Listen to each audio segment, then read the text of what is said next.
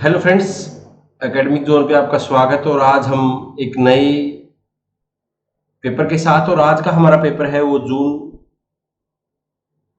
2011 का पेपर है, जिसका हम पार्ट 1 करेंगे। इस पेपर को हम 2 पार्ट में करेंगे, है ना, क्योंकि काफ़ी दिनों से हम वीडियो नहीं बना पाए ड्यू टू जो हमारा कुछ गला था वो खराब थोड़ा था। आज भी आवाज़ कुछ भारी होगा। तो देखिए फ्रेंड्स, सबसे पहला क्वेश्चन, निम्नलिखित पुरातात्विक स्थलों में से कहां पर जल भंडार वाटर हार्वेस्टिंग के साक्ष्य हमें मिलते हैं? वाटर हार्वेस्टिंग कहां पर मिली है? तो सबसे पहले हमारे पास पहला है लोथल, कालीबंगा, बनवाली, चंद्रलो।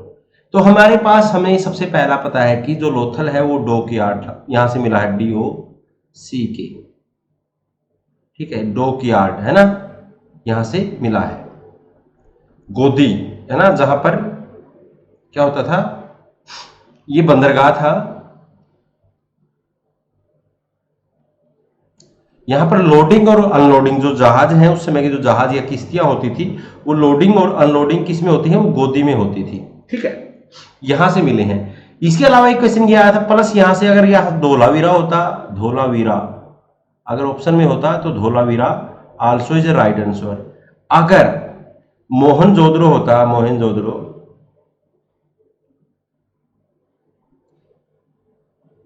मोहनजोदड़ो होता तो वो भी ठीक होता। कई बार ये दो भी ऑप्शन में एक साथ दिए गए हैं, तो ये भी ऑप्शन सही होते हैं, क्योंकि धोलावीरा ये 3 पार्ट में बटा हुआ सिटी है, 3 में, है ना। जो मिडल इसका पार्ट है ना, इसमें जल भंडारण के साक्ष्य मिले हैं, है ना। इसमें रेन वाटर को रोका गया है। ये गुजरात में है धोलावीरा। और इंडस वैली सिविलाइजेशन का एक मात्र ऐसा केंद्र जो 3 भागों में बटा हुआ है। और इसको आधुनिक इंडस वैली IVC यानी इंडस वैली सिविलाइजेशन का आधुनिक केंद्र कहते हैं इसको, है ना। इसकी खोज 1990 में हुई थी, खोज 1990। ठीक है, ठीक बात है। चलो अगला बात करते हैं कालीबंगा के अगर बारे में। थोड़ा हमारा आंसर हुआ ए। अगर कालीबंगा की थोड़ा सा हम बात कर लेते हैं, यहां से हल्की रेखा, ऊंट की हड्डियां,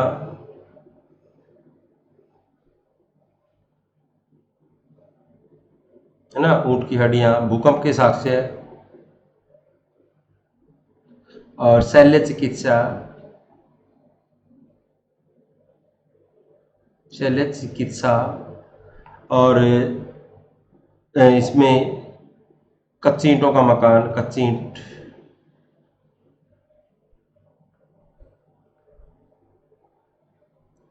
ठीक है। और यहाँ से कच्ची ईंटों का मकान मिला है, और यहाँ से लकड़ी की नाली, एक नाली मिली है। ठीक है, इस तरह के छोटे और भी आप बहुत कर सकते हैं।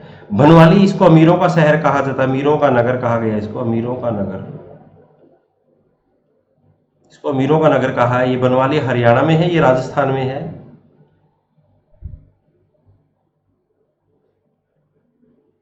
ठीक है, ये राजस्थान में है और ये हरियाणा में है।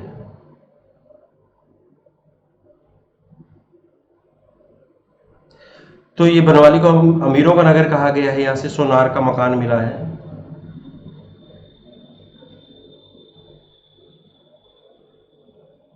या यहाँ से मिट्टी का हल मिला है।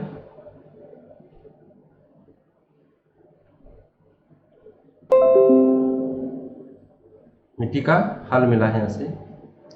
ठीक है, और यहाँ चुनहुदड़ो, ये एकमात्र नगर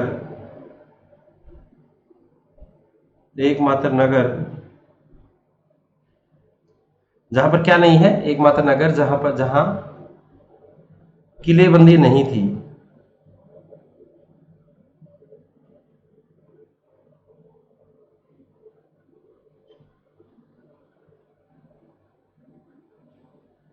जहां पर किलेबंदी नहीं है। यहां से वर्गाकार ईंट, वर्गाकार ईंट,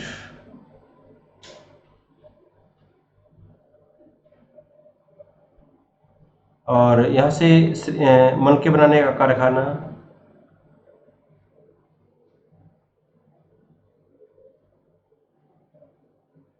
का कारखाना,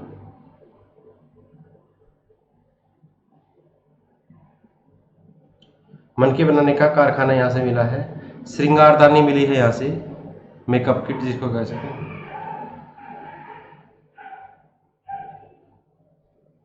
क्या कहते हैं, श्रृंगारदानी यहाँ से मिली है। ये सारी चीजें आप यहाँ से मिली है, ये चीज आप नोट कर लें, ध्यान कर लें। तो हमारा पहला क्वेश्चन इस तरह से खत्म होता है। नेक्स्ट क्वेश्चन देखते हैं। ऋग्वेद में पंचजन किसके घोतक हैं? ऋग्वेद में 5 जन ना। ऋग्वेद सबसे प्राचीन वेद,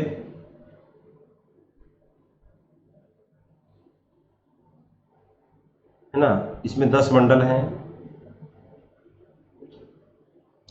1028 सूक्त हैं, ठीक है। 2 से लेकर 7 तक प्राचीन मंडल हैं, जिनको गोत्र मंडल भी कहते हैं।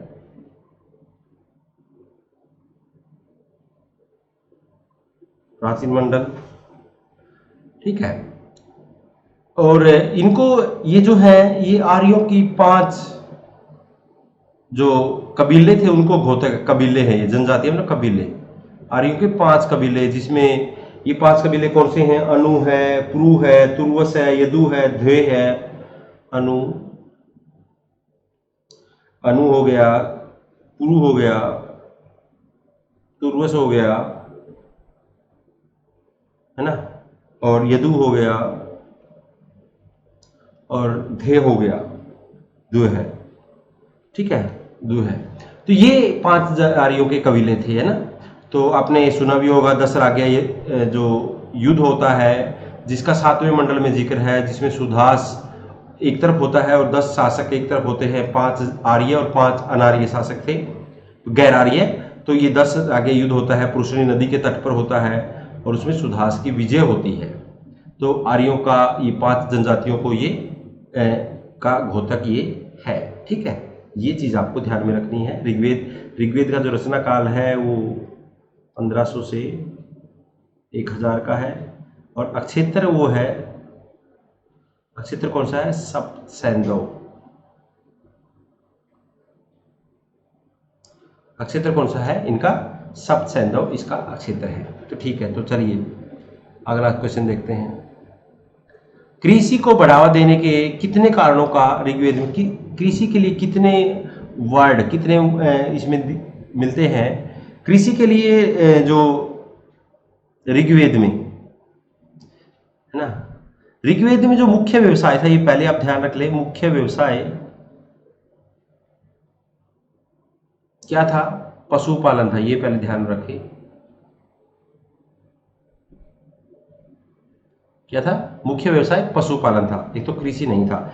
इसलिए इसके लिए जो मंत्र मिलते हैं वो कितने मिलते हैं? कृषि के लिए कितने मंत्र मिलते हैं? श्लोक वो मिलते हैं 24, चौथे मंडल में, 4th मंडल में। इसके लिए कितने वर्णों का उल्लेख है? वो 4 वर्णों का उल्लेख है। वो हैं कौन कौन से? इसमें कृष है, गोबर की खाद होती है जो भी, कृष चाहिए एक तो, गोबर की खाद,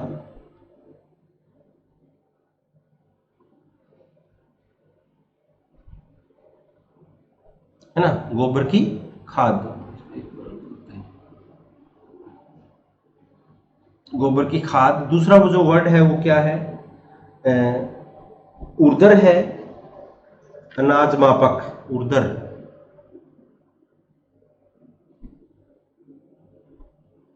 ये अनाज मापने के लिए होता है।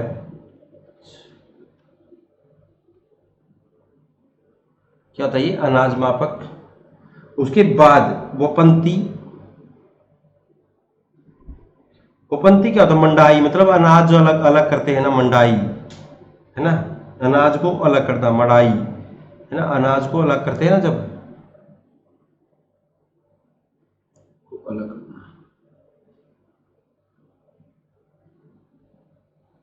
और इसमें एक और है, उसका क्या है वो, धान्य, एक धान्य है, धान्य, कठोर, कोटार, अनाज का। तो ये इसमें ये मिलता है, और ये किस मंडल में मिलता है? फोर्थ मंडल में मिलता है। कृषि का जो जिक्र है किस में है? फोर्थ मंडल में है। कितने श्लोक हैं उसमें? 24 श्लोक दिए गए हैं।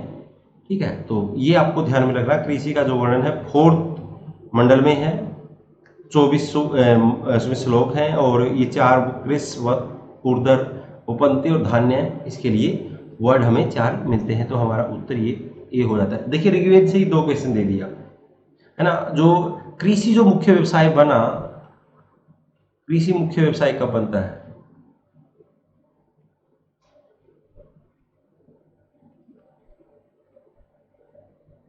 कृषि जो मुख्य व्यवसाय कब बनता है? उत्तरवैदिक काल में।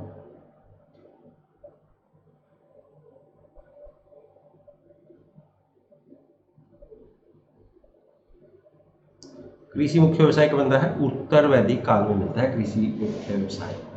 ठीक है, तो चलिए अगला क्वेश्चन देखते हैं।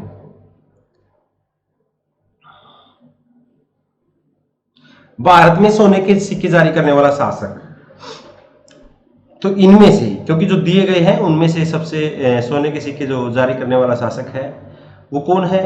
वो विम कन्फ्यूशियस है। कौन है? विम कन्फ्यूशियस, है ना। ये दूसरा कुषाण वंश का दूसरा शासक था ये।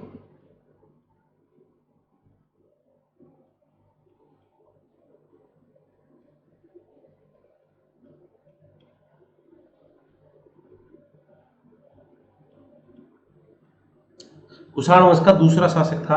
इससे पहले कजुल जो खिंडफिशिस था, इसने केवल तांबे के सिक्के चलाए।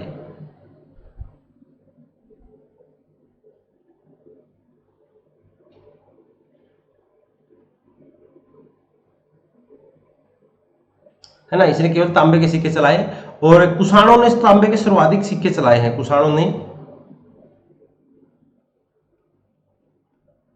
ने तांबे के सर्वाधिक सिक्के चलाए, सर्वाधिक सिक्के।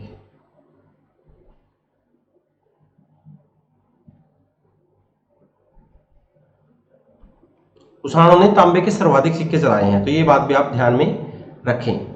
और उस कुषाणों ने सोने के सबसे शुद्ध सिक्के चलाए, सोने के सबसे शुद्ध सिक्के।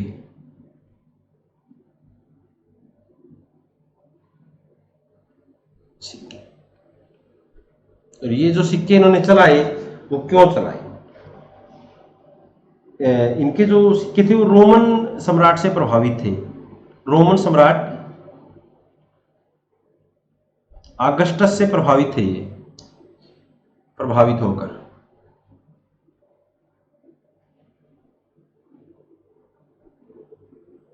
है ना। ये ऑगस्टस से प्रभावित होकर इन्होंने अपने सोने के सिक्के को क्या कहते थे? ये दिनार, क्या कहते थे? दिनार कहते थे। सोने के सिक्के को क्या कहा जाता था? सोने के सिक्के को दिनार कहा जाता था। ये चीज भी आप सोच लें कि सोने के सिक्के को क्या कहा जाता था? सोने के सिक्के को दिनार कहा जाता था। ठीक है, तो ये चीज आप दिमाग में रख लें कि सोने के सिक्के को दिनार ये कहते थे। और सबसे शुद्ध सोने का सिक्का था। सोने की जो मात्रा थी 92% होती थी उस सिक्के में। 92% कितने परसेंट होती थी? 92%। और 124 ग्रेन का सिक्का था इनका, 124 ग्रेन, है ना। ये चीज भी आप ध्यान में रख लें। और इसमें जो कजुल कन्फ्यूशियस था, इन्होंने तांबे का सिक्का चलाया था, और इनके जो सिक्के के ऊपर ऊंट का निशान था, ऊंट।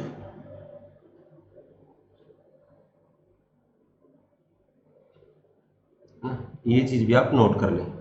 ठीक है, और कनिष्क तो आप जानते ही हैं, चौथी बौद्ध संधि करवाई, चंद्रगुप्त द्वितीय, गुप्त वंश का महान शासक। चलिए नेक्स्ट। निम्न में से किस राजा ने सर्वप्रथम संस्कृत में एक वृत्तांत या, ये this is the important question है, ये बहुत इंपोर्टेंट क्वेश्चन कह सकते हैं इसको ना, ये बहुत ही इंपोर्टेंट क्वेश्चन है। किस राजा ने सर्वप्रथम संस्कृत में, किस राजा ने एक अभिलेख लिखवाया? तो रुद्रदामन ने लिखवाया। इस रुद्रदामन की अभिलेख को कौन बोल सकता है? ये था हमारा जूनागढ़ अभिलेख।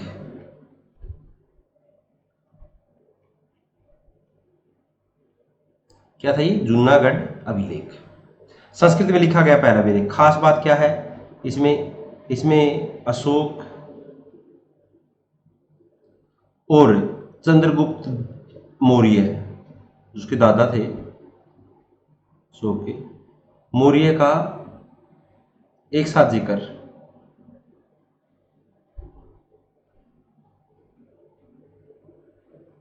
कहीं नहीं मिलता, एकमात्र अभिलेख है जहां से दोनों का एक साथ वर्णन मिलता है। दोनों का एक साथ वर्णन मिलने का कहां से मिला? वो यहां से मिला, जूनागढ़ अभिलेख से।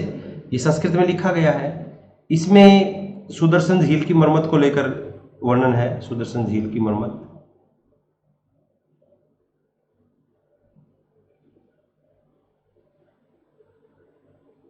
है ना। और ये सुदर्शन जो झील है उसकी जो मरम्मत है वो किन किन शासकों ने करवाई है? सबसे पहले चंद्रगुप्त मौर्य ने बनवाई थी, उसके बाद अशोक ने इसकी मरम्मत करवाई। उसके बाद जो है स्कंदगुप्त ने इसकी मरम्मत करवाई। नहीं सॉरी, रुद्रदामन नहीं, दूसरा रुद्रदामन नहीं, तीसरा कौन है? रुद्रदामन। और खास बात क्या है, रुद्रदामन ने अपने निजी कोष से मदद करवाई, मरम्मत करवाई, निजी कोष से खर्च किया, है ना। कोई बेगार नहीं लिया,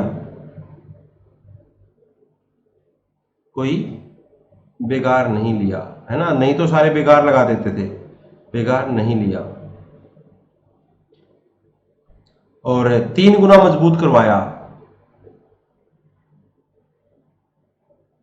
जो पहले था उससे 3 गुना मजबूत करवाया। काम खर्च भी खूब किया, ठीक है। ये भी ध्यान में रखना कि 3 गुना इसने मजबूत करवाया, ये सबसे बड़ी बात थी। और इसने जो झील बनवाई, वो झील कितनी थी? झील की जो लंबाई थी वो 100 गज, 100 हाथ ना, 100 हाथ। और जो चौड़ाई थी वो 68 हाथ में मापते थे तब, ठीक है। हाथ चौड़ाई थी वो 100 हाथ, और जो इसकी लंबाई थी 100 और चौड़ाई थी 68, ठीक है। ये चीज आप ध्यान में रखना।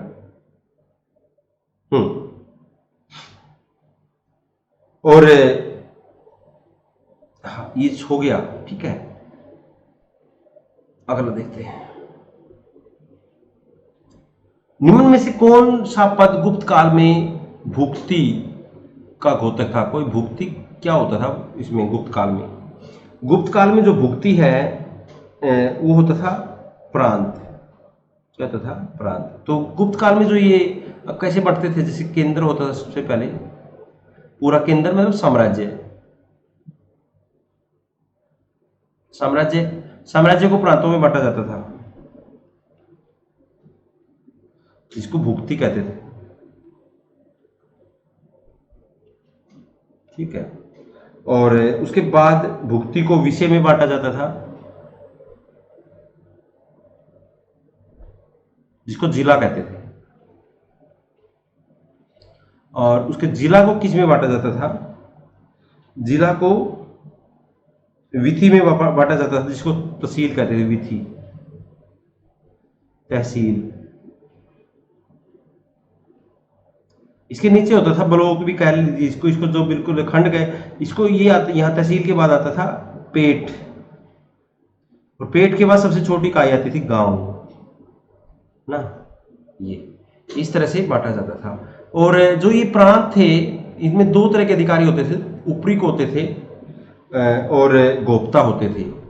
उपरीक और गोप्ता।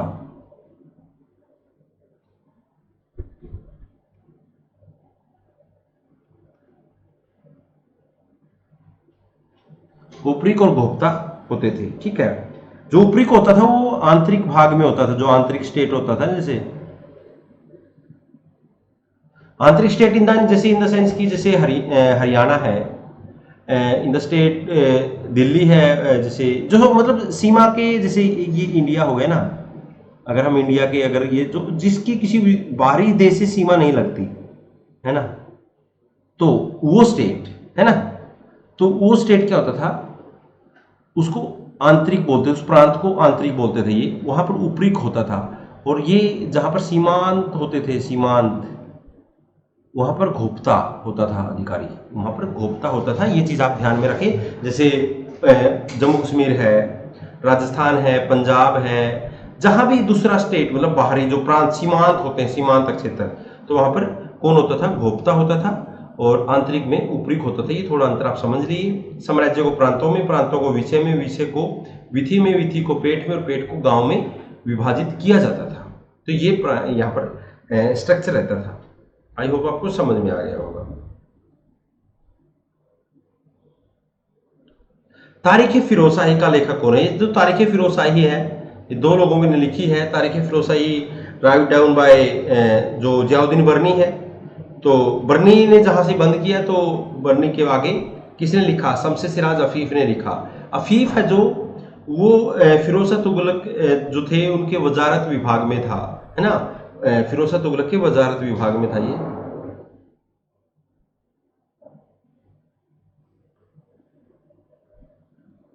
के वजारत विभाग में।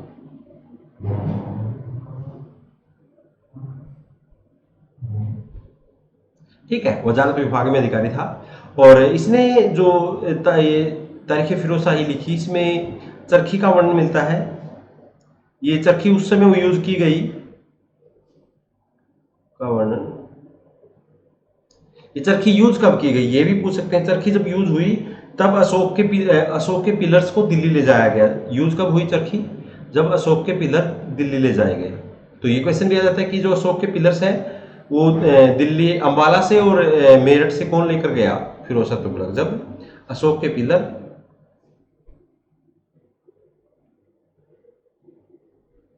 दिल्ली ले जाए गए, फिरोज शाह तुगलक लेके गया।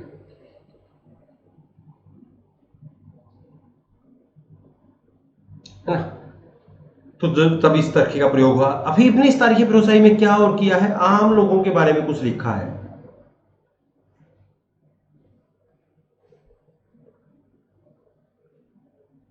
नहीं तो जो सल्तनत के ज्यादातर लोग हैं इतिहासकार, उन्होंने सब केवल दरबार के बारे में लिखा। लेकिन ये व्यक्ति ऐसा है जिसने अपने इतिहास में, अपनी रचना में आम लोगों को भी स्थान दिया है। किसने दिया है? वो अफीफ ने दिया है। अफीफ ने फिरोज शाह तुगलक की दिल खोलकर प्रशंसा की है, और इसी को पढ़कर लोगों ने फिरोज शाह तुगलक को दिल्ली सल्तनत का अकबर तक करार दे दिया। तो ये सारी चीजें इसके बारे में कहा गया है।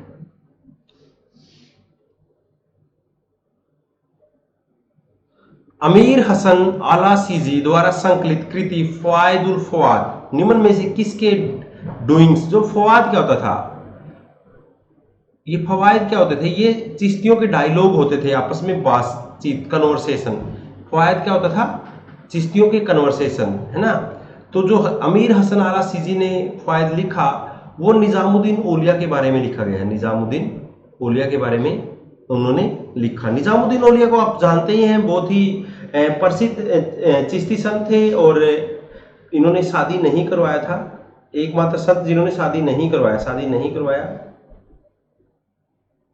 और ये योग बहुत अच्छा किया करते थे। योगी सिद्ध कहते हैं इनको, योगी सिद्ध, है ना, योगी सिद्ध कहते हैं इनको। इनकी जो उपाधि थी वो महबूबे इलाही।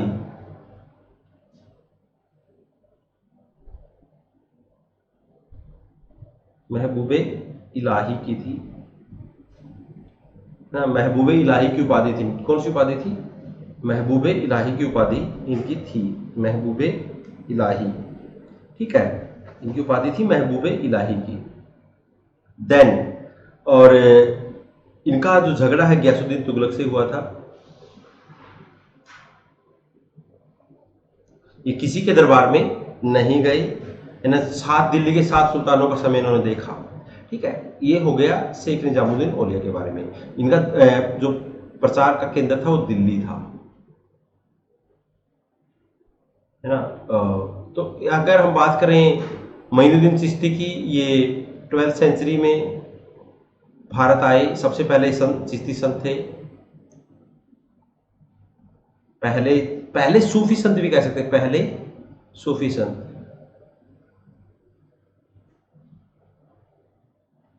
ये पहले सूफी संत थे और इन्होंने अजमेर को अपना प्रचार का केंद्र बनाया।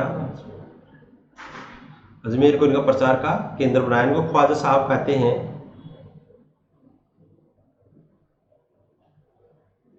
ख्वाजा साहब कहते हैं इनको। और ठीक है, इन्होंने चिश्ती परंपरा की शुरुआत की, चिश्ती सिलसिले के थे ये। फरीदुद्दीन गजे शंकर ये बलबन के दामाद थे,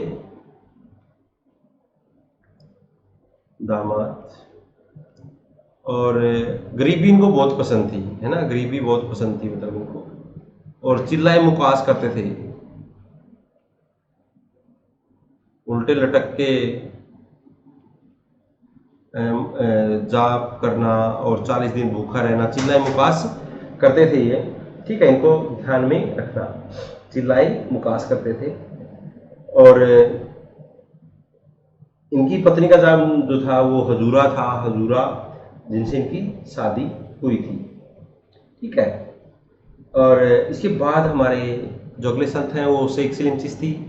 इनको उपाधि शेख उल हिंद की उपाधि अकबर के द्वारा दी गई थी, शेख उल हिंद ना, शेख उल हिंद की उपाधि इनको दी गई थी। शेख उल हिंद के बाद इनकी जो उपाधि दी गई थी, इनको ये अकबर के समकालीन थे और इनकी दरगाह में ही जहांगीर का जन्म हुआ था, जिसलिए उनका नाम सलीम रखा गया था। ठीक है, ये चिश्ती सिलसिले के प्रमुख संतों में से एक। ठीक है, तो ये हमारा, लेकिन हमारे इसमें उत्तर कौन सा है? उत्तर हमारा डी है। थोड़ा हमने इसमें डिस्कशन सब पे किया है। सूफी शब्दावली में विलायत जो शब्द था वो किस लिए प्रयोग होता था? सूफी शब्दावली में विलायत जो शब्द था वो यूज किस लिए होता था? सूफी शब्दावली में जो विलायत है वो ऐसे क्षेत्र के लिए होता था, क्योंकि जो सूफियों का एक खास क्या था कि स्टेट से थोड़ा दूरी बना के रखो। केवल एक बाहुद्दीन जकारिया हैं जो कि सूरावर्दी थे, वो स्टेट से दूरी नहीं रखते, लेकिन बाकी जो संत हैं वो स्टेट से दूरी रखते हैं, तो मोह माया से दूर रहते हैं। जो विलायत का शब्द का मतलब है वो है आध्यात्मिक क्षेत्र, अध्यात्म में। तो ये कोशिश करते थे कि जो इनकी दरगाहें होती थी वो कैपिटल से दूर, भीड़ भाड़ से दूर होती थी, और जहाँ पर वो अपना अल्लाह के उसमें नाम पे खोए रहते थे, आध्यात्मिक क्षेत्र उसको कहा जाता था। ठीक है, ये आध्यात्मिक क्षेत्र था। राज तिलक के तुरंत बाद जहांगीर द्वारा जारी किए गए अध्यादेशों में 10वां अध्यादेश क्या था? जो जहांगीर ने अध्यादेश जारी किए उनमें 10वां अध्यादेश, इसको इन्होंने कितने 12 आदेश जारी किए थे, 12 आदेश जारी किए। कितने आदेश जारी किए? 12 आदेश इनके द्वारा जारी किए गए। तो इनमें से जो 10वां आदेश था वो क्या था? वो राज्य की बीमार जनता का खर्च है, जो वो राज्य के द्वारा आयुष्मान भारत योजना थी, ये राज्य की बीमार जनता का जो खर्च है वो राज्य उठाएगा। मतलब जैसे आजकल जो एक योजना चली हुई है ना, आयुष्मान भारत, तो वो 5 लाख तक का जो इलाज है वो मुफ्त मिलता है। तो इसमें यही था कि जो राज्य है वो इसका उठाएगा, खर्च उठाएगा, ऐसा इसमें कहा गया था। ठीक है, इसको ध्यान में रखना कि भाई इसका राज्य खर्च उठाएगा। बाकी की जो इसको आईने जहांगीरी कहते हैं। ये चीज, ये 12 जो आदेश थे इसको आईने जहांगीरी कहते हैं।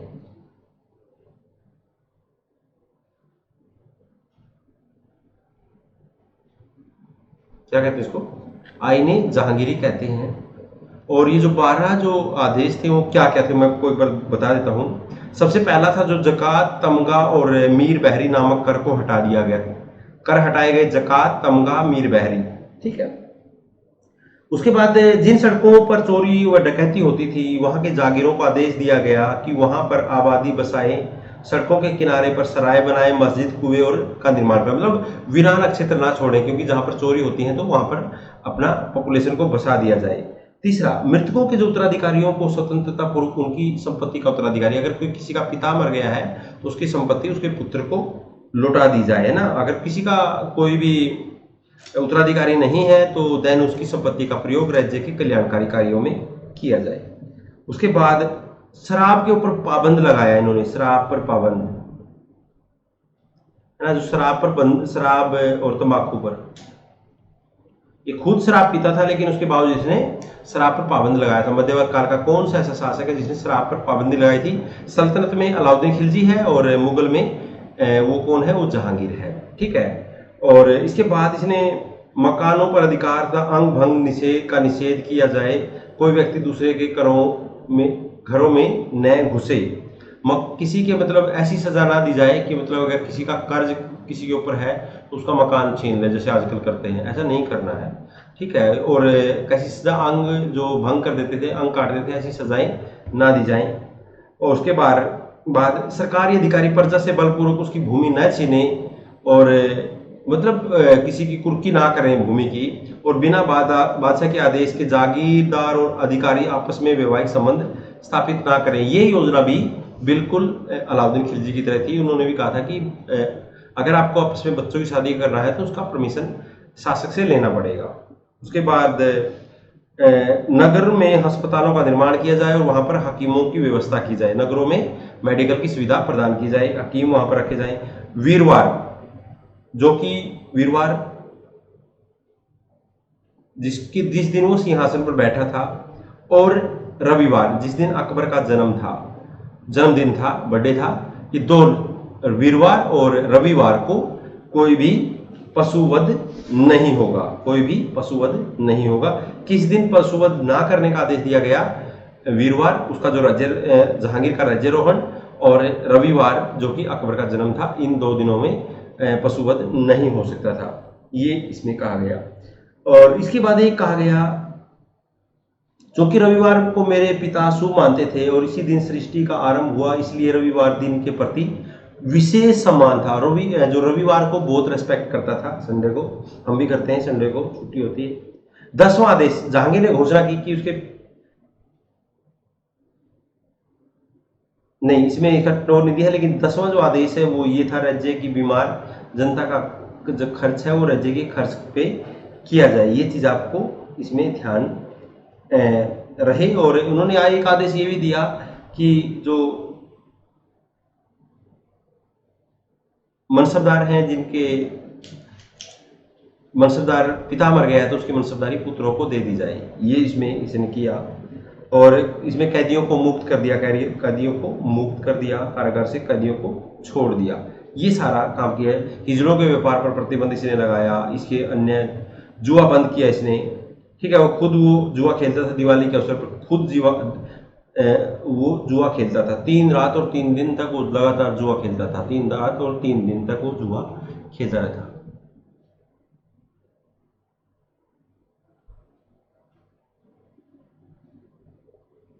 दिल्ली स्थित जामा मस्जिद का निर्माण किसने करवाया? ये क्वेश्चन भी बहुत कंफ्यूजन रखने वाला है। दिल्ली स्थित जो जामा मस्जिद का निर्माण है वो शाहजहां ने करवाया था, है ना। क्वेश्चन इस तरह से आता है, आगरा की जामा मस्जिद का किसने निर्माण करवाया? आगरा की जामा मस्जिद का निर्माण करवाया था जहांआरा ने। किसने करवाया? जहांआरा। इसने कहा जहांआरा ने, शाहजहां की बेटी थी ये, इनके द्वारा जहांआरा के द्वारा चांदनी चौक का भी निर्माण, चांदनी चौक का मैप तैयार किया गया था ना, चांदनी चौक का जो दिल्ली में है नक्शा तैयार किया गया। तो चांदनी चौक का नक्शा किसने बनाया था? वो जहांआरा ने बनाया था। और इसके अलावा अगर ये पूछे कोई आपसे, दिल्ली की जो जामा मस्जिद है वो किसने बनाई? वो शाहजहां ने बनवाई। अगर आपसे ये पूछे दिल्ली की मोती मस्जिद किसने बनाई? दिल्ली की मोती मस्जिद,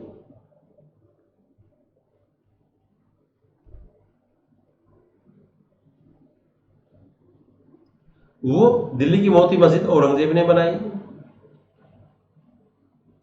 और अगर आपसे कोई ये पूछे आगरा की मोती मस्जिद किसने बनाई? आगरा की मोती मस्जिद,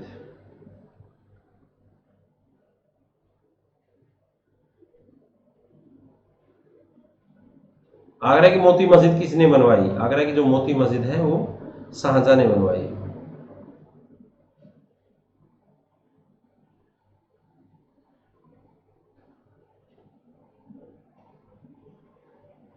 है ना, आगरा की मोती मस्जिद किसने बनाई? वो शाहजहां ने बनवाई थी। ठीक है। तो चलिए, ये था। ठीक है। अमीन के पद का सृजन किसने किया? अमीन के जो पद है उसका सृजन किसके द्वारा किया गया? अमीन का पद किसने सर्जित किया? अमीन का पद है वो क्या था? वो राजस्व एक, अमीन का जो पद होता था वो आमील, जो एक पद था आमील, है ना, अकबर के काल में, इसको करोड़ी भी कहते हैं, है ना। इसको कितने, 1 करोड़ दाम एकत्रित करने थे, 1 करोड़, इसलिए जिसको क्षेत्र दिया गया था उसमें इसने 1 करोड़ दाम एकत्रित करने थे। 1 करोड़ दाम का मतलब है कितने, इसने 1 करोड़ दाम इसमें इकट्ठा करना था, ढाई ढाई लाख, है ना। इसकी कुल कीमत होती है 2.5 लाख। तो इसमें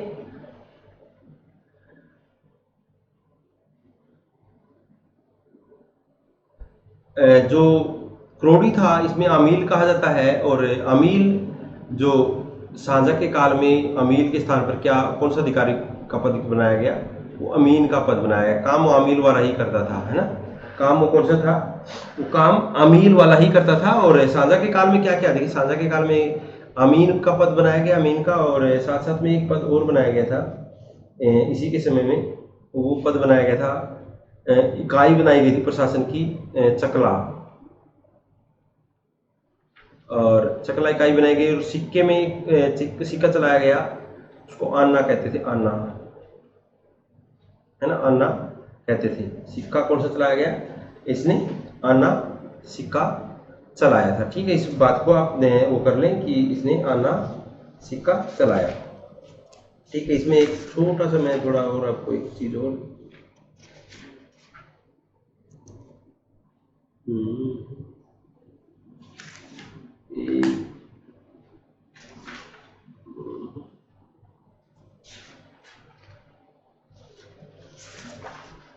यहाँ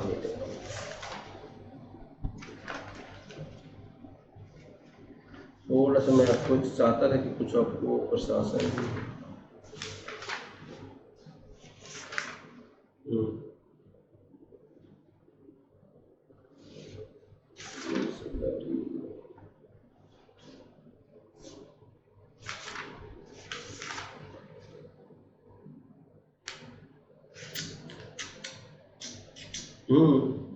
उसमें था अमील करोड़ी था वो, 1 करोड़ दाम वसूल करता था, 1 करोड़ दाम वसूल करता, ठीक बात है, ये मैं इसी को देख करता, वो 1 करोड़ दाम वसूल किया करता था, ठीक बात है।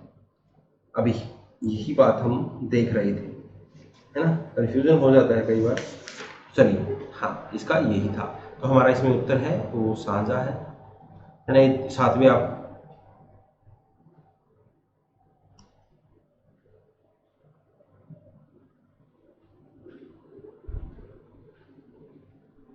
जो है,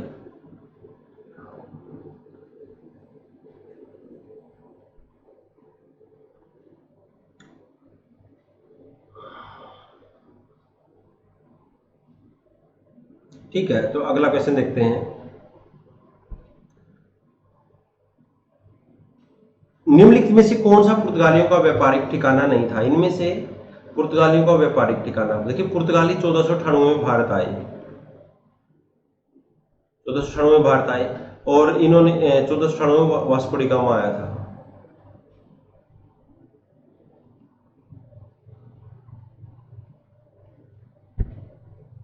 है ना। 1498 में वास्को डी गामा आया, और 1503 में पहली जो फैक्ट्री लगाई इन्होंने, पहली फैक्ट्री कहां पर लगाई? कोचीन में, 1503 में। ये पहली यूरोपियन फैक्ट्री भी इसको कह सकते हैं, कोचीन में ये लगाई गई थी, ठीक है। और उसके बाद इनमें से कौन सा है, देखिए कालीकट में इनके थे, ये बरोच है, बरोच का मतलब बड़ोच, जो ये बंदरगाह है, ये इनका केंद्र नहीं था बड़ोच। इसका उत्तर है बी। ये बाकी सारे केंद्र इनके कहीं ना कहीं इनके सेंटर वहां पर थे, लेकिन बड़ोच में इनका केंद्र नहीं था। ये गुजरात का बंदरगाह है, एक बंदरगाह।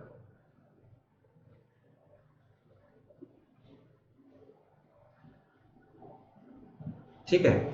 और माहे का तो अगर आपने सुना भी होगा, माहे का जो जिक्र ऐसे सुना होगा आपने, माहे बाद में ये फ्रेंच बस्ती बन गया था। और जो सेकंड जो युद्ध होता है, क्या नाम लेते हैं, आंगल मैसूर युद्ध, वो माही के कारण हुआ था। सेकंड आंगल मैसूर युद्ध माही के कारण हुआ था, क्योंकि अंग्रेजों ने माही पर अधिकार कर लिया था। और माहे को जो हैदर अली है वो मानता था कि वो मेरे अधीन है, तो इसलिए युद्ध शुरू हो गया। ठीक है, तो नेक्स्ट देखिए, निम्नलिखित में से कौन बक्सर में अंग्रेजी पढ़ाता था? ये बहुत अटपटा क्वेश्चन है। ये बस ये केवल ये किसी किताब में नहीं मिलेगा, ओनली इसको पता नहीं कहाँ से ये इसके नोट्स मिल गए। कौन पढ़ाता था ये? इसमें इसने बताया कि जो मीर कासिम है ना, ये अंग्रेजी पढ़ाता था। ये मीर कासिम कौन है? मीर कासिम कब गद्दी पर बैठा? मीर कासिम जब गद्दी पर बैठता वो 1760 को गद्दी पर बैठता है। और इसको यहाँ पर इसको रक्तहीन क्रांति कहा जाता है 1760 की इस घटना को। तो अंग्रेजों ने क्या किया? रक्तहीन क्रांति क्या किया था अंग्रेजों ने? पहले 1757 में प्लासी के बाद 1757 से 1760 किसको बिठाया? मीर जाफर को। मीर जाफर को बिठाया। अब मीर जाफर इनकी मांग पूरी नहीं कर पाया और मीर जाफर डचों के साथ षड्यंत्र करने लगा, डचों के साथ षड्यंत्र पे आ गया। लेकिन उनको पता लग गया तो उन्होंने उनके दामाद मीर कासिम को गद्दी पर बिठा दिया। लेकिन मीर कासिम जो है वो बहुत ही योग्य निकला और उसने 1763 तक ही पहले तो मुंगेर से, मुर्शिदाबाद से मुंगेर अपनी कैपिटल को ले गया और वहां पर उसने ताड़ेदार जो बंदूकें बनाने का एक आधुनिक कारखाना लगा दिया। और उसने अपनी सेना को फ्रांस और इस यूरोपियन मॉडल पे तैयार उसने करना शुरू कर दिया, जिससे और उसने अंग्रेजों के ऊपर दस्तक का जो अधिकार, दस्तक ये बड़ा दस्तक का अधिकार है जो ये फिर किसने दिया था? दस्तक का जो अधिकार है ये किसने दिया था अंग्रेजों को? ये अंग्रेजों का अधिकार था, ये दिया था फ्रुक्सियर ने, ये फ्रुक्सियर ने दिया था।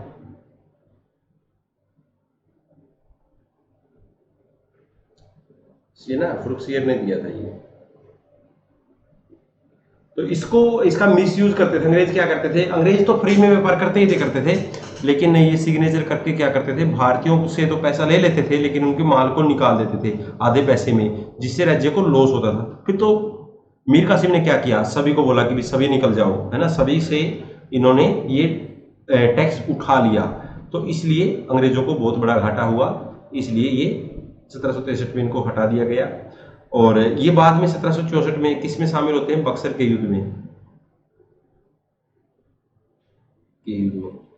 और बक्सर के युद्ध में इनके अलावा सुजाउद्दौला अवध का शासक था जो, और साथ में शाह आलम द्वितीय जो मुगल शासक था, ये 3 गुट थे और अंग्रेज एक तरफ थे, तो अंग्रेजों ने युद्ध जीत लिया। तो इसका उत्तर हमारा मीर कासिम है। 1784 का पीट सिंडी एक्ट, वो पीट सिंडी एक्ट कब पारित हुआ? ये 1784 में पारित हुआ। और इसके विरोध में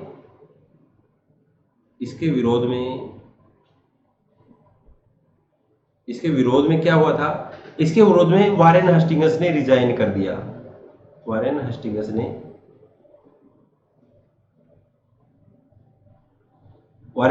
ने क्या किया?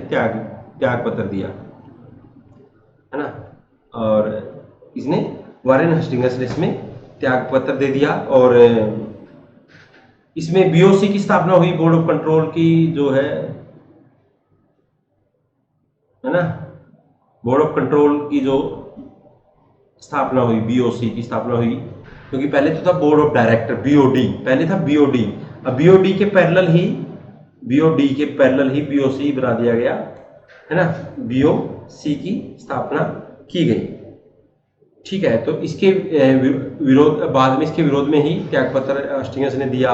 और साथ ही साथ इसमें क्या किया गया कि जो वायसराय गवर्नर जनरल था, गवर्नर जनरल के कार्यकाल के एक सदस्य को कम कर दिया गया। गवर्नर जनरल की कार्यकारिणी के एक सदस्य को कम कर दिया। जैसे बीओडी थे उसमें 24 डायरेक्टर होते थे, है ना, 24 सदस्य कह लीजिए, 24 डायरेक्टर होते थे ये। लेकिन जो बीओसी है, बीओडी में 24 होते थे, यहाँ पर 6 होते थे बस। इन 6 लोगों में चलती थी, है ना। ये चीज इसमें आपको ये ये 1784 के अनुसार ये काम हुआ बीओसी। ये बीओडी तो पहले दिन ही स्थापित हो गया था, बीओसी स्थापित हुआ, ठीक है। और इसमें साथ ही साथ के 1784 में क्या किया गया, ये कहा गया कि अब नए क्षेत्र नहीं जीते जाएंगे, लेकिन अंग्रेजों ने कभी नया क्षेत्र जीतने को बंद नहीं किया, ठीक है। और वारेन हेस्टिंग्स में रिजाइन देके चले गए। और वारेन हेस्टिंग्स के बाद ये जो कहते हैं ना, ये सारी जो कारपेट तैयार की गई थी, ये किसके लिए की गई थी, ये कॉर्नवालिस के लिए तैयार की गई थी, ये कॉर्नवालिस के लिए तैयार की गई थी। ये क्वेश्चन है, निम्न में से किसने Indian association for cultivation of science का स्थापना किया। ये जो स्थापना है वो महेंद्र लाल सरकार के द्वारा 1876 में किया गया था। ये लिख लेना, सिंपल क्वेश्चन है ना, ये संस्थाओं पे तो यही आते हैं। तो ये महेंद्र लाल सरकार ने 1876 में किया था। महेंद्र लाल सरकार ने ये स्थापना कब किया, कोलकाता में की थी स्थापना, है ना। स्थापना कहाँ पर की गई थी, कोलकाता। स्थापना की गई थी कोलकाता में, स्थापना इसकी हुई। अगला हमारा देखिए, ये कामागाटा मारू क्या सब प्रकरण था। ये देखिए, ये कामाटू मारू पर सवार पंजाबी जो लोग थे, उनका जो भिड़ित है अंग्रेजी सेना से कहाँ हुआ। ये कामागाटू क्या था, ये सिंगापुर से एक जहाज था जो कि कहा गया था, कनाडा जाना चाहता था, लेकिन कनाडा में इनको घुसने नहीं दिया, ये वापसी आ गए। और इनका जो बजबज जो नामक स्थान है उसके ऊपर अंग्रेजी जो सेना है उससे टकराव हुआ और इसमें 18 लोग मारे गए। इसमें कितने लोग मारे गए, इसमें 18 या पंजाबी लोग थे वो मारे गए।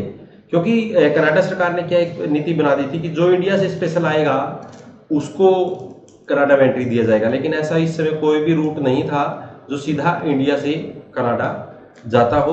तो इसलिए ये गुरदत्त जो था ये कहाँ से लेके गया, ये इनको सिंगापुर से लेके गया था, इसलिए इनको एंट्री नहीं करने दिया।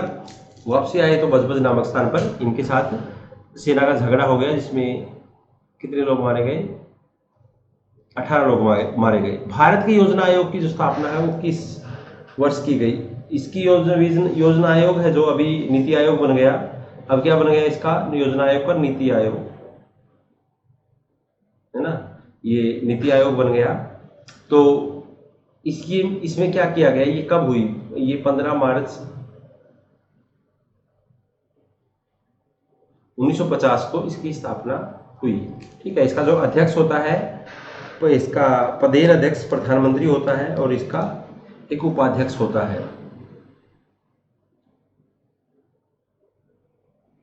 इटली के एकीकरण, इटली का जो एकीकरण है वो, इटली के जो एकीकरण के लिए यंग इटली क्या बनाया गया, एक ऑर्गेनाइजेशन बनाई गई जिसमें 40 वर्ष तक के लोगों को लिया जाता था। मतलब ये माना गया कि 40 वर्ष तक के ही लोग यंग होते हैं। तो ये जो संस्था बनाई थी वो किसने बनाई थी इटली के एकीकरण के लिए, यूब मैजनी ने बनवाई थी। और बाद में 1870 में इटली का एकीकरण होता है, इटली का एकीकरण।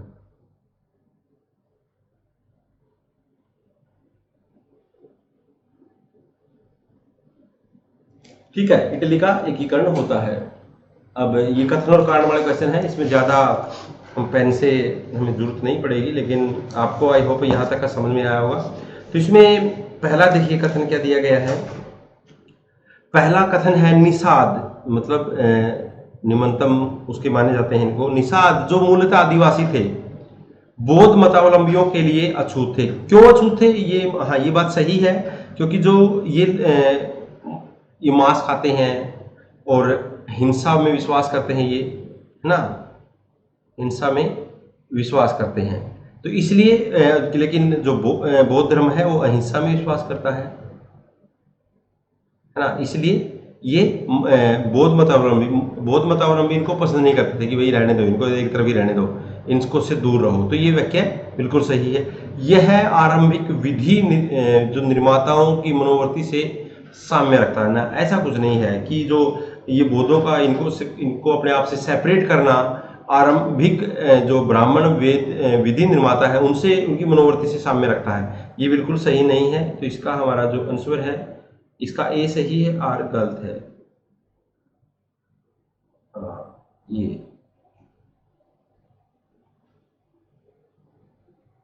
हाँ, उत्तरी भारत के अंतिम महान सम्राट के रूप में भारतीय इतिहास में पृथ्वीराज तृतीय का पृथ्वीराज तृतीय का अप्रीतम स्थान है। बिल्कुल सही है, क्योंकि पृथ्वीराज तृतीय जो है चंद्रवरदायित तो उनकी इतनी बुरी बुरी प्रशंसा करता है कि वो जो है नजरबेदी बाण चला सकते थे, वर्ड के साथ किसी को भी वो बाण मार सकते थे। ये बात बिल्कुल सही है। हमें पता चलता है कि समसामयिक स्रोतों में इस बात के पर बहुत से समसामयिक स्रोत उसके बारे में हैं। चंद्रवरदाई की पृथ्वीराज रासो है, हमीर रासो है, और उसके अलावा बहुत से विभिन्न अभिलेख हैं जिसमें ये पता चलता है कि वो एक उत्तर भारत का एक महान शासक था। और साथ ही साथ जैसे हसन निजामी तो यहाँ तक कहता है कि वो पूरे विश्व को जीतने की सोच बैठा था। हसन निजामी ने क्या कहा कि पृथ्वीराज तृतीय विश्व विजय की सोच रखता था, ये हसन निजामी ने कहा है। तो दोनों ही सही हैं, ठीक है। और नीचे देखते हैं ऑप्शन क्या क्या है। दोनों सही हैं और व्याख्या भी है। इसका उत्तर डी होगा। हाँ, अगला भी यही है। ईसा काल की प्रथम पांच सदियों में मलय उपमहाद्वीप में भारत ने अनेक राज्यों की स्थापना की। बहुत बिल्कुल की है ना, अनेक राज्यों तक भारत के जो लोग हैं वो पहुंचते हैं। पुरातात्विक अवशेषों से समृद्ध भारतीय उपनिवेशों के अस्तित्व का संकेत नहीं मिलता। ऐसा कुछ नहीं है, अनेक वहाँ पर मंदिर मिलते हैं, बौद्ध के स्तूप मिलते हैं, बहुत चीज़ें वहाँ पर हमें मिलती हैं। तो ये ऐसा नहीं है कि वहाँ पर नहीं मिलता। तो आई थिंक इसका जो है ये आर गलत है और ए सही है।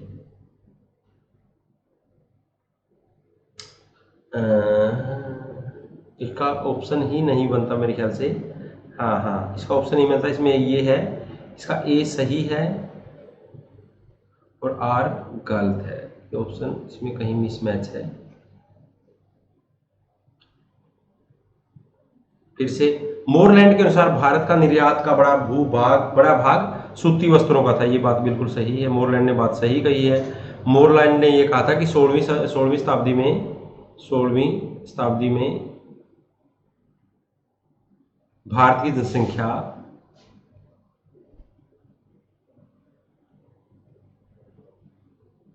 जनसंख्या कितनी थी?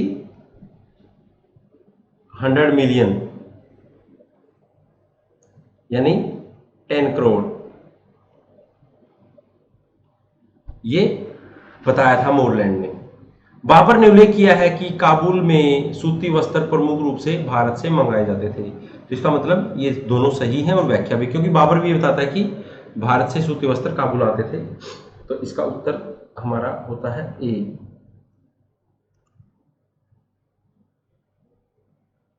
फिर से इसको सूची 1 को सूची 2 से मिलाना है। निजाम शाही है, निताम शाही नहीं है, ये निजाम शाही है।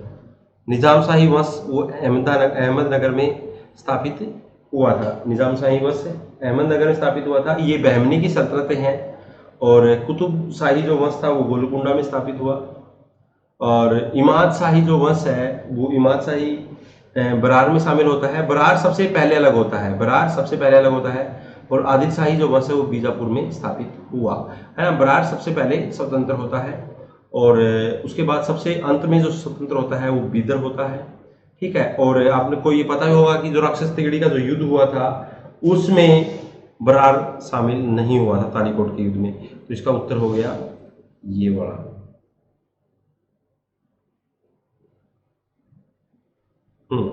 ठीक है। तो अगला लास्ट बट नॉट लीस्ट इस क्वेश्चन को देखते हैं। ये यात्री हैं जो विजयनगर साम्राज्य में आए हैं। निकोलो कोंटी, ये निकोलो कोंटी इटली का यात्री था। ये किसके समय में आया? देवराय प्रथम के समय में आया। कब आया ये? 1420 में देवराय प्रथम के समय में आया। और इसके बीवी बच्चों को डाकुओं ने मार दिया था। अरबी जो डाकू थे उनके द्वारा इनके बीवी बच्चों को कत्ल कर दिया गया था। डोमिंगो पायस ये पुर्तगाली था। ये कृष्णदेवराय के समय में 1520 में आया। और फ्रैंक नुनीज है, जो नुनीज अच्युत देवराय के समय में आता है 1470-72 में, है ना। और अब्दुल रजाक है, ये देवराय 1443 में आया। देवराय द्वितीय के शासनकाल में। देवराय द्वितीय संगम वंश का सबसे महान शासक था। ये संगम वंश का सबसे महान शासक।